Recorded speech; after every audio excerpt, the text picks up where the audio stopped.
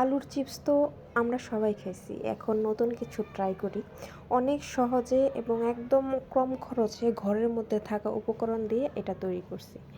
এটা কি? এটা হচ্ছে চিড়ার চিপস। তো আমি প্রথমে চিড়া ভালোভাবে ধুয়ে নিয়েছি। ধুয়ে নিয়ে একটু ভিজিয়ে রাখছিলাম। এই যে এরকম নরম হতে হবে চিড়াটা। তারপর ভালোভাবে আমি মথে নিয়েছি একদম যেরকম আমরা রুটি বানানোর জন্য যে কাই করি ওইভাবে নরম করে নিছি। নরম করে নেওয়ার পরে আমি স্পাইস দিয়ে দিছি আমার পছন্দ মতো, যেখানে চিলি ফ্লেক্স দিছি, লবণ দিছি, বিট লবণ দিছি, তারপরে বেকিং সোডা দিছি একটু। এই তো ডোটা এরকম হবে। তারপরে একটা পলিথিনের মধ্যে আমি ভরে নিছি, পলিথিনের কোনাটা কেটে নিছি। তারপর একটু প্রেস করলেই অল্প একটু এরকমভাবে বের হয়ে আসবে।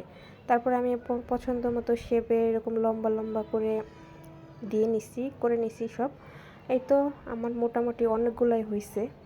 তো শেষ আমার এখন এগুলো আমি শুকাইতে দেব। আমি টানা 2 দিন রোদে শুকাইছি। শুকানোর পর আমার এই যে এরকম হয়েছে। একদম অনেক ভালোভাবে শুকাইছে। এই যে আমি দেখাইতেছিলাম একটা ভেঙে যে কত সুন্দর হয়ে গেছে। এরপর আর কি ভেজে খাওয়ার পালা। এই যে দেখো তেলে দেওয়ার সাথে সাথে কত সুন্দরভাবে এটা ফুলে উঠছে। এটা খাইতে অসম্ভব রকমের মজা ছিল এবং পুরা এত ক্রাঞ্চি ছিল। তোমরা চাইলে কেউ এটা বানায়া ট্রাই করতে পারো। অসম্ভব রকমের মজা এটা। ওকে, আল্লাহ হাফেজ।